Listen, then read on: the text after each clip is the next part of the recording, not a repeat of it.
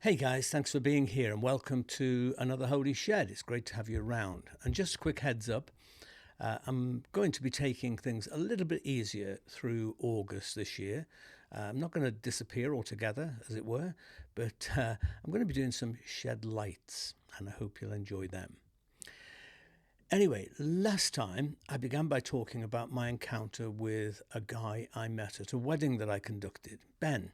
He was the bride's uncle. And after the service at the reception, we had a real good old chat for, I think it was about an hour or so. He'd enjoyed the wedding and he liked what I had to say in the sermon. Rather flatteringly, he said, "Your message has a lot of appeal, Dave." I could see that by looking around the congregation. From my knowledge, he said, they're pretty much a bunch of heathens, but they clearly enjoyed the way that you explained the God stuff. And it was then that he went on to say, but the trouble with religion is the God brand is basically fucked. You're going to have to reinvent it. Now, he wasn't being flippant, although we did both have a bit of a giggle about it, but he wasn't being flippant, and I completely understood his point because I think it's true. I think the God brand is in trouble in today's world for all kinds of reasons, but none more pressingly than the cognitive disconnect between a supposedly all-powerful God who's also all-loving and the reality of pain and suffering in the world on such a mammoth scale. I mean, these things to the thinking person just don't compute. So I'm going to continue with this train of thought a little bit today in a couple of ways.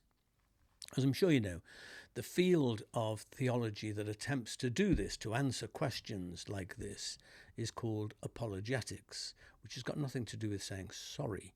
The Greek word apologia means to argue in defense of something. Now, apart from what I think is the ridiculous Calvinist argument that I mentioned last time, in which absolutely everything that happens in the world, we're told, is according to God's sovereign will and purpose, which, by the way, must mean that God is responsible for everything, for every murder, rape, genocide, tsunami, whatever, because everything's part of God's will. So I'm not going to waste any more time talking about that because, as I say, I think it's both abhorrent and ridiculous. The more common explanation, some version of which equates with probably most Christian belief, is that God gives free will sometimes and sometimes doesn't. It's a pluralistic approach in which sometimes humans are the agents of action in the world and they get the blame. Sometimes nature decides. Sometimes the devil or demons or angels make things happen. And sometimes God himself steps in directly and intervenes to control things and make things happen. I mean, it's a confusing situation in which, frankly, we can never be quite sure who's responsible for what, which is why you sometimes find Christians, thanking God for making something happen, however great or menial it may be, when to the rest of us, it's pretty clear that it could have just happened anyway. And usually when nothing happens, then there's just a bit of a stony silence about God. He doesn't get a mention then. The whole idea of an interventionist God is based on a maybe unacknowledged assumption that God is out there somewhere, maybe up there, but separate from the world, and but able to step in and exercise control and action as and when God chooses. And why doesn't he do it an awful lot more, many of us think? But, this just doesn't work for me. I know that everything cannot be explained with logic. I believe in mystery, of course I do. But I don't believe in mystery if mystery is being used as a form of cop-out or intellectual cowardice, summed up in that glorious little saying, God moves in mysterious ways, which just means stop asking questions. Well, no, actually, I'm going to keep on asking them because I can't believe in this God. I can't believe in this God who intervenes here and there to answer the odd prayer or two, but, who doesn't step in on the big stuff, really, to stop a Holocaust or genocide or starvation or, a million horrible, wretched things in the world, just makes no sense. But as I say, the language of intervention is the language of separation, of a God elsewhere, occasionally dropping by according to his enigmatic will. Well, no, I believe in a God who is totally immersed in the world and in the life of humanity. I don't look to God to swoop down from the skies and make everything fine in the world, but I am convinced that there is no suffering, no pain in this world which God does not feel or share in. See, as I see it, God is the spirit of the cosmos, the encompassing spirit, the one in whom we live and move and have our being, as Paul puts it. So instead of divine intervention, I believe in divine intention. I believe in divine interaction, something from within the world rather than something coming in from outside.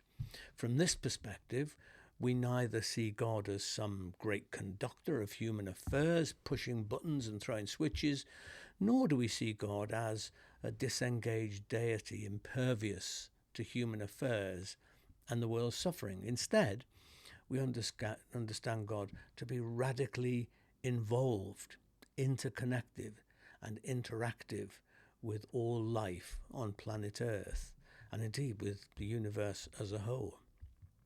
The God I find I can believe in is a God whose power is the power of love.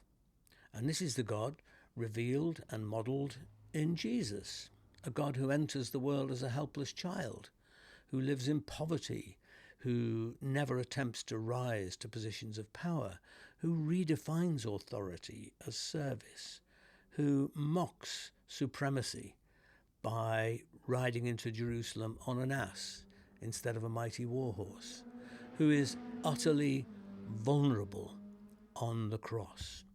For me, Christianity would be another religious system to make me yawn, were it not for the theologically revolutionary story of Jesus that reveals a God whose sole existence is love. Love is God's power, and that is not diminished power. I think love is the power that can change the world. I've no expectation, as I say, of God blitzing the world with supernatural interventions. I see God's love as the force for transformation within events and circumstances, moving and working through whoever will cooperate or will partner with God, be that person Christian, Jew, Muslim, Hindu, Buddhist, atheist or pagan. Doesn't matter. The label is a label, nothing more. Which brings me to another thing. God is everywhere, but clearly God has no localized body, as it were, through which to do things. A few sheds back, I commented on Paul's statement in Romans 8:28, where it says that in everything God works for good with those who love him. So it's a cooperative thing. That's how does God work everything in everything for good? He does it with those who love him, or those who side with the things that God represents. Mother Teresa expresses this, I think, rather well in her poem, where she says, Christ has no body but yours, no hands, no feet on earth but yours. Yours are the eyes with which he looks with compassion on this world. Yours are the feet with which he walks to do good. Yours are the hands with which he blesses all the world. Yours are the hands, yours are the feet, yours are the eyes, you are his body.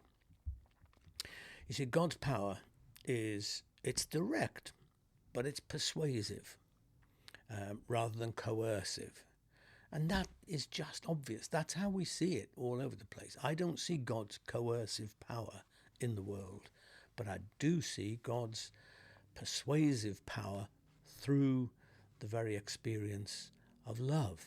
working with those who embrace and respond to God's loving purpose. So, what about God being almighty and all that? Where does that come in? Well, that's an interesting point. The word which appears in our English Bibles as almighty is a translation of two Hebrew words and one in Greek. So just let me mention those. Firstly, there is the expression in the Hebrew Bible, that is in Genesis and also in Exodus and elsewhere, the expression El Shaddai. You probably heard about this. There used to be a popular song around at one time about El Shaddai. El is an ancient word for God, and Jewish scholars translate the word Shaddai as breasts or mountains. So El Shaddai is the God of many breasts, or the breasted one, the all-sustaining one who nourishes creation. All-sustaining is a beautiful maternal image in contrast to the more masculine almighty. It can also mean mountain or mountains, which conveys to me the sense of strength, of protection, of immovableness of God as a presence in the world and in our lives. And then there's the Hebrew term Sabaoth, which means hosts or groups, council, army. So when prefaced with God, it generally translates as the Lord of hosts, the Almighty. To me, this conveys the sense of all the hosts of heaven being present with us. But neither of these terms means omnipotent or almighty, certainly as it's commonly understood. And these mistranslations, which I believe they are, occurred when Hebrew writers translated the Hebrew Bible, what we call the Old Testament, into Greek, which happened between the 3rd and the 1st centuries BCE, before Christ. And it forms what we now call the Septuagint. That's the Greek version of the Hebrew Bible. And these writers chose to translate Shaddai and Sabaoth as Pantocrator in Greek. And the Greek prefix panto means all, and crater has various meanings, including, and for me notably, the word hold. I really like that. The God who holds us, who seizes and gathers us. Now, I can't say why translators, both back then and subsequently with the English Bible, have continued to misrender these terms, though I do have my suspicions. But to me, it's a straightforward fact that they are mistranslations. With El Shaddai, sometimes there is a note you'll see in the margin or at the bottom of the page which says all sustaining. So it's recognized that that is the way it is. So why continue in the main text to render it as almighty? I don't know. Well, as I say, I have my suspicions. But all in all, I much prefer the images of God as an all-sustaining, breasted God, or a God who holds us, than that of this Almighty. Because these ideas and images bear out in the reality of our experience, I think. We don't see an Almighty swooping in, intervening in painful, suffering situations. But in Jesus, we certainly do see a God who partakes in the real world, who partakes in the messiness, the pain, the suffering, the agony of this world, who is part of the suffering of the world, who holds the world and sustains the world. And, a God who works with all who are willing to work with God in creating something different in the world. Am I diminishing divine power? Not at all. I believe God is mighty, is the most powerful force in the universe.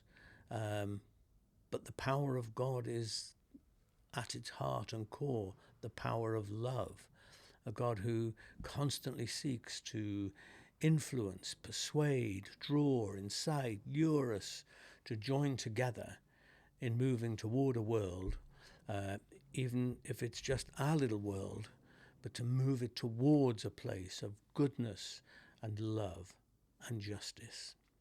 By the way, Ian, you commented after last time asking what I said to the young couple in my parish. I told the story last week, whose 4-day-old son suddenly died for no accountable reason. Well, to begin with, when we stood together, this lovely young couple and me in the kitchen, contemplating and about to prepare for the funeral, I said almost nothing about it, really. We just got on with the practicalities. I've learned that this is often the right way, the best way. But as we did stand there in the silence, and no tears would come, there was just this sense of pent-up anger. And the young mother said to me, "Please don't tell me that this was God's will. Don't tell me that it all happened for a reason." And at that point, all I did was to assure her that I wasn't going to do any of that, that I wasn't that kind of vicar.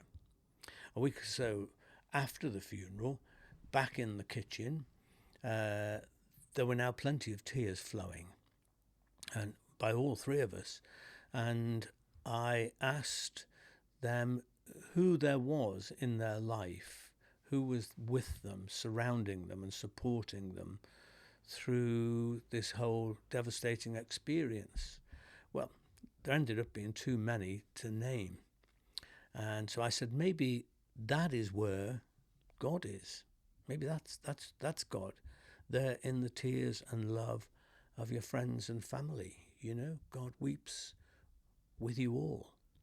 And from my point of view, maybe that's a good interpretation of Sabaoth, the Lord of hosts, the Lord's sustaining hosts, expressed maybe in angelic form. Maybe the angels are those people that were there in their life, holding them and befriending them and loving them through their pain. They both loved the idea of finding and sensing and feeling God in their friends and in their loved ones, and they found great comfort in that. There was no instant conversion. I wasn't trying to get them to come to church or anything, but it was good to keep in contact, to see them from time to time and see the healing that took place in their life, which I think was the healing of God. But it wasn't through some outside intervention. It was through the crowds of loved ones in their life that held on to them. That's where God was in their situation.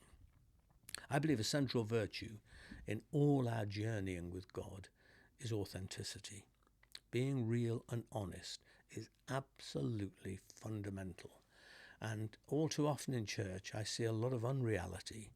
I see a lot of, unintentional pretense because of the feeling of needing to conform, to say the right things, to agree with the right things. But it's all about fear, and religious fear inhibits people from being honest and true to what they really think or feel. It's why, as I've said, I love the book of Psalms in the Bible. I love the fact that it's bang in the middle of the Bible. Some of the Psalms, frankly, are awful in what the emotions and sentiments that they express. But the truth is, they're real. And until we have stood in the shoes of another person, we can't judge the reactions that they have. We don't know. I don't know how it would be to sit by the river of Babylon, having been dragged away from my home, which was sacked and destroyed, and my children maybe killed or died on the way, and to suddenly find myself there in this strange land. I don't know. Maybe I would have pretty horrible, aggressive feelings then. The important thing is that these expressions are real. The Psalms are what I would call gut-level religion. No political or theological correctness required, just honesty. And that's the basis of a genuine spiritual experience. There are no doctrines or creeds or religious assertions which should be sacrosanct or beyond question, right? Trust me, I've uttered a lot of heretical stuff in the minds of others, and the sky hasn't fallen on me yet. No thunderbolts have struck me down, and I've been able, to explore pathways of thought or questioning that others, see as heresy, but I've been able to explore them, and I've been able to reverse out of some of them, to rethink, to have another go, because that's authenticity. What I try to do in the Holy Shed is share with you about the God that I believe in and experience. But you must be honest and brave enough to follow your convictions too, to explore, to get it wrong, to try again, to keep journeying, because that's what it's all about. So I think that, I was thinking about a prayer for us to use today, and I was thinking about this prayer, OMG, you may be bigger than we thought, because I think it just is grappling with this thought that, so often religion reduces God to its own so-called orthodoxies, and, God is bigger. The church, the true church, is bigger than the assembly that meets in that building down there. The community of the faithful is much bigger, covers all other faiths and people with no faith. So here's the prayer. What a wonderful world. 8.7 million species of plants, bacteria and animals, including me, and only 1.2 million so far named, most of them insects, which means that millions of organisms remain your divine secret. You are the cosmic neophile, the celebrated lover of innovation and difference. Riotous variety is the name of your game, deviation and aberration your pleasure. What a contrast to the sad monolithic obsession with convention and orthodoxy which scars the church, where good people still find themselves excluded, bullied or barred, simply for being who they are, unique, different from a prescribed religious norm. 94 billion light years is not enough to entertain you. In this galaxy alone, 100,000 million stars sing your praise. Their creed? Eternal twinkling. OMG. We may need to reconsider how to go about living together in this teeny weeny cloister of your true church, the universe. Amen. Well, there you go. If you've got a glass of something, why don't you pick it up and join me in toasting this huge, huge world that we have to explore God in. Life is so rich and diverse. There's painful, messy, shitty parts, and there's glorious, beautiful, wonderful parts. And God is in all of this. And so when we toast life in all its diversity, we are toasting God. So to life, l'chaim.